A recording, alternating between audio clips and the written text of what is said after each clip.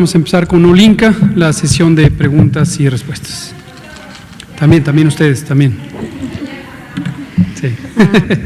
El semáforo que van a presentar mañana sí. es una medida aprobada por el Consejo de Salubridad.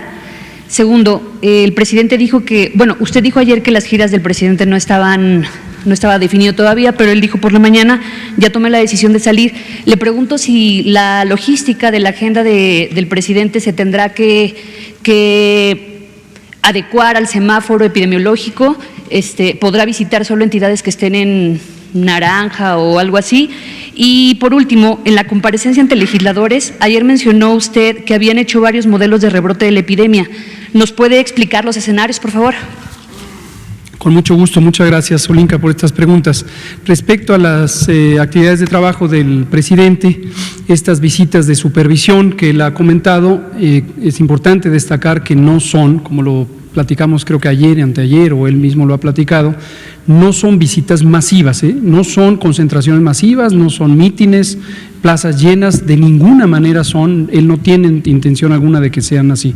Son visitas de supervisión de proyectos estratégicos sumamente relevantes para el desarrollo y el bienestar social, y en todo caso, si estas ocurren, efectivamente, como comentábamos ayer a pregunta de Saturnino, que hoy no está aquí, es de manera muy controlada, 40 personas de aforo, él mismo va a estar apartado de la gente, y él ha pedido al pueblo de México que comprendan que en este momento no se pueden acercar a él, pero muy importante, no se pueden acercar entre sí. Pedimos eso, por favor, que si así se decide hoy por la noche, no acudan a concentrarse a las actividades de las visitas. Entonces sí, efectivamente, si corresponde o no con el semáforo, por supuesto, el semáforo es de aplicación general, pero el semáforo no contempla prohibiciones de visitas. Es muy importante tener presente, a lo largo de la propia Jornada Nacional de Sana Distancia, han continuado operando las actividades esenciales, y ustedes conocen que en el acuerdo secretarial de la Secretaría de Salud del 30 de mayo, se estipularon, 30 de marzo, se estipularon las actividades esenciales, y una de ellas es la actividad de gobierno. Yo mismo vengo aquí todas las tardes. Otra es la comunicación, ustedes mismas vienen aquí todas las tardes, y otras muchas. Entonces, la actividad persiste, ha persistido, pero si se hace tiene que ser en una forma controlada. Gracias. Que estén en naranja o no, y le preguntaba si el semáforo fue aprobado por el Consejo de Salubridad y los escenarios que le presentó, dijo que habían hecho varios modelos de rebrote de la epidemia en la comparecencia de los senadores. ¿Puede explicarlos, por favor? Con mucho gusto, y qué bueno que lo pregunta, porque esto es muy importante, y precisamente aquí están la doctora Álvarez Builla, Paola, que han traído a todos estos académicos. Primero déjenme abordar las otras dos para que no se queden sueltas. El semáforo no necesita aprobarlo el Consejo de Salubridad. Aquí a veces se ha causado confusión sobre la competencia legal de las distintas autoridades sanitarias federales. Las autoridades sanitarias federales, a saber, son tres: el presidente de la República, el secretario de Salud y el Consejo de Salubridad General, pero cada uno tiene las facultades legales que le corresponden. El Consejo de Salubridad General tiene como facultades, entre varias otras, el declarar, por ejemplo, el estado de emergencia, cosa que ocurrió anteriormente. Y la Secretaría de Salud tiene como facultad legal, que procede en primera instancia de los artículos constitucionales, en particular el 4º y el 73, fracción 16, cuando existe invasión por enfermedad exótica de carácter grave, así se estipula, de ejercer o disponer el ejercicio de la acción extraordinaria, que quiere decir las acciones inmediatas que se tienen que emprender. Y todas estas han sido en sucesivos acuerdos de la Secretaría de Salud, y próximamente se publicará un acuerdo que estipula detalles adicionales del semáforo, pero ya hubo un acuerdo del 15 de mayo sobre el semáforo. Sobre modelos, aquí una cosa muy importante, y gracias, Olinka, por mencionarlo. Desde hace semanas que hemos estado haciendo los diálogos y las conversaciones técnicas con estos grupos académicos de proyecciones de los escenarios de la reapertura, del desconfinamiento, del final de la Jornada Nacional de Sana Distancia, hemos estado poniendo especial atención a qué podría pasar, y ustedes me lo han preguntado muy oportunamente, qué podría pasar si la apertura o el desconfinamiento es demasiado rápido. Lo que podría pasar es que hay un rebrote, y hemos dicho una y otra vez, y debe quedar en la conciencia de todas y todos y toda la sociedad, si salimos demasiado pronto, va a haber un rebrote. En todo el mundo ha existido el riesgo de rebrote, y en los países que han intentado el desconfinamiento ha existido situaciones de rebrote, y lo que se ha hecho es regresar a la restricción de movilidad. En estas modelaciones, salvo que la doctora Álvarez Builla o Paola digan lo contrario, uno de los elementos que se ha identificado es que la cantidad de personas que regresen a la vía pública, a la actividad pública, al espacio público, laboral, escolar, social, recreativo, la cantidad de personas determina mucho el tamaño del posible rebrote. Segunda cosa que determina mucho es la cantidad de movilidad o la proporción de movilidad.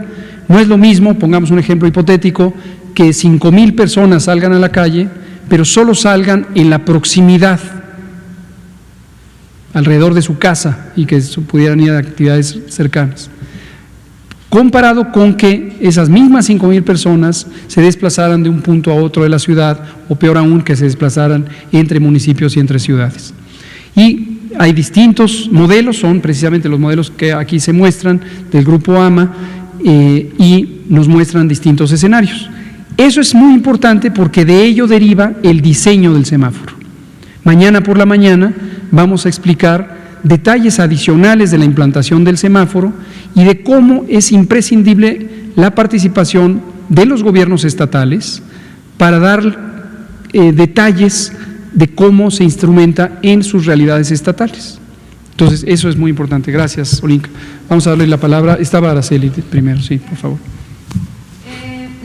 Gracias. Es referente a la, si me permite, la doctora, es referente a la reducción del 75% del presupuesto operativo que impacta a centros públicos de investigación. Mi pregunta es, ¿esta reducción presupuestal es generalizada e irrevocable desde su punto de vista, o se podrán revisar los requerimientos operativos específicos de cada centro para definir montos particulares? ¿Tiene CONACYT un plan B para que no se dañen programas o investigaciones científicos que pudieran erosionar el desarrollo del país? Preguntarle también sobre los modelos de ventiladores que quedaron de entregar el 15 de mayo. Y también, si me permite, doctor Gatell, ayer usted comentaba sobre la guía que se publicó sobre las técnicas de pruebas serológicas. Quisiera saber, ayer comentó que la mitad son erróneas. Esta guía que se publicó, ¿cómo impacta a lo que se está haciendo en México? Porque usted había comentado que ya habían empezado a hacer este tipo de pruebas. Preguntarle también si se contará con personal promotor de la salud para monitorear personas enfermas en casa. Fue un tema que tocaron con los gobernadores. Y por último, si me lo permite también para usted, doctor, en septiembre hay también temporada de influenza, y en septiembre vendríamos saliendo de este COVID. ¿Esto ya lo visualizaron y cuál sería el plan para esto? Gracias. Muchas gracias, Araceli. Le doy la palabra a la doctora. Gracias. Muchas gracias por esas preguntas. ¿Y está funcionando esto? Sí.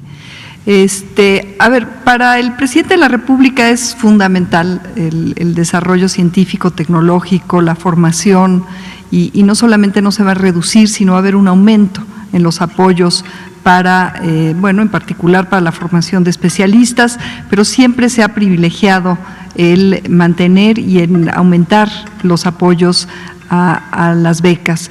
Y estos ahorros justificados en dependencias del gobierno están tomando en cuenta las particularidades de las dependencias que están involucradas en acciones sustantivas para atender esta pandemia, pero también en acciones que no deben de afectarse, como son las de los centros públicos de investigación, como las de las instituciones de educación superior. Entonces, todo esto está claro desde el gobierno federal, entonces no debe de haber preocupación alguna, puesto que no solamente se ha mermado la capacidad de financiamiento y de ejecución de proyectos por parte de CONACYT, sino que va en aumento. Ha aumentado, de hecho, extraordinariamente, porque uno de los mandatos del señor presidente fue enfocarse desde el CONACYT en esta construcción de ventiladores, que implica no solamente la atención emergente, sino el nacimiento de una industria que va a salvar vidas tan pronto como se cristalicen estos desarrollos. No tengan duda de que así va a ser, estos desarrollos nacionales que fueron diseñados, desarrollados y su tecnología transferida ya a empresas que de manera solidaria están apoyando para que sean fabricados sin fines de lucro. Si ustedes regresan, y afortunadamente todo esto se guarda en la memoria, porque todas estas conferencias se graban y ustedes regresan a mi presentación, ustedes podrán ver ahí que yo asenté claramente que la promesa formal era iniciar la fabricación de estos ventiladores el 15 de mayo, cosa que ya ocurrió. Estos ventiladores ya están siendo fabricados, ya está iniciada la fase que implica la transferencia de la tecnología y la fabricación de los primeros ventiladores. A pregunta expresa de una de ustedes, creo que fue una reportera, incitándome preguntándome si iban a estar listos o que precisara yo, pues dije de todo corazón y pues lo mantengo, que haríamos todo lo posible porque no solamente se iniciara la fabricación, sino que ya estuvieran listos para ser entregados, instalados y utilizados. Eso hubiera podido ser posible de no ser por la complejidad en el mercado de abasto de algunas de las partes. Si bien una parte importante de los componentes de estos ventiladores son 2 desarrollos nacionales, como les expliqué en aquella ocasión, y la mayor parte de los componentes son nacionales, son de maquinado ya en México, pero hay algunas partes que quizás son de las más críticas y que han estado bajo una demanda tremenda en todo el mundo, y esto es lo que está haciendo que se pause la fabricación, el ensamblado de estos equipos. Pero lo que es muy importante es que se está haciendo una demostración de concepto de que en México podemos articular capacidades para generar innovación y para fortalecer todos los medios de producción nacionales, y en este caso estamos frente a la gestación y muy pronto el nacimiento de una industria nacional, un ecosistema de innovación nacional, porque no solamente son los que están siendo desarrollados por el CONACYT, sino que hay otras instancias, por ejemplo el Instituto Nacional de la Nutrición, Salvador Subirán, ha avanzado ya también mucho. Hay otros ventiladores que han sido ya propuestos de otras instancias públicas como la UNAM, que están en diferentes fases de desarrollo. Entonces, lo que estamos viendo, y en ello también estamos empeñados desde CONACYT, es el nacimiento de un ecosistema y de una serie de industrias nacionales que van a salvar vidas, porque de acá se van a poder derivar otro tipo de desarrollos útiles en el campo de la salud. Muchas gracias, doctor Álvarez Builla. Trataré de contestar de manera breve porque quedan 2 minutos. Me enfocaré a… ¿Cuál prefiere que nos enfoquemos? Pruebas serológicas, lo que les propongo es, ya dije, sé que se las debo, una explicación amplia sobre para qué se usa cada prueba, en qué momento se usan, etcétera. Solo para que no quede… Los promotores de la salud que sí. Iban a estar viendo por casa, de casa sí. en casa. Y lo de septiembre, que viene correcto. la influenza. Bueno, sí da tiempo de las 2 por lo menos. Efectivamente, la temporada de influenza en el hemisferio norte, en todo el hemisferio norte, México, Estados Unidos, Canadá, los países de Europa, Rusia, un segmento de China, casi la mayoría de su territorio, y Japón, etcétera, todo el hemisferio norte tiene la temporada de influenza entre octubre o fines de septiembre, hay variabilidad, pero entre fines de septiembre, principalmente en octubre, y hasta abril del año siguiente, en este caso 2021. Esto es un fenómeno que ocurre todos los años y ha ocurrido desde hace posiblemente siglos, no sé si milenios, pero por lo menos siglos. Y va a ocurrir, podemos garantizar que va a ocurrir. Es un fenómeno indeseable hasta cierto punto, si lo vemos desde la perspectiva humana, porque obviamente va a implicar enfermedad y desafortunadamente va a implicar muerte. La influenza, por cierto, es una de las causas principales de muerte por causas respiratorias en el mundo entero. Por eso tiene una importancia crucial la preparación y respuesta, no solamente ante pandemias de influenza, sino ante estaciones anuales de influenza. Para darles un dato, en 2018, que es el año donde existe la más reciente cifra oficial o publicación oficial de INEGI sobre la mortalidad en México, de un poco más de 722,000 muertes que ocurrieron en 2018, 28,000 fueron por neumonía o influenza. 28,000. Entonces, ese es el tamaño de la importancia. ¿Por qué decimos neumonía o influenza? Porque no se pueden distinguir. Esto lo hablamos alguna vez cuando explicamos el tema de las neumonías atípicas y todo ese asunto. En las estadísticas vitales del mundo, esto así lo dispone el Centro Internacional de Clasificación de Enfermedades desde hace décadas, neumonía e influenza es la misma categoría, por esta razón, 28,000. Va a venir, lo sabemos, y nos estamos preparando para ello. ¿En qué sentido nos estamos preparando para ello? En primer lugar, no vamos a desmantelar las reconversiones hospitalarias. Estas van a seguir hasta que podamos reconocer con claridad cuál es el patrón de ocurrencia de influenza y de COVID.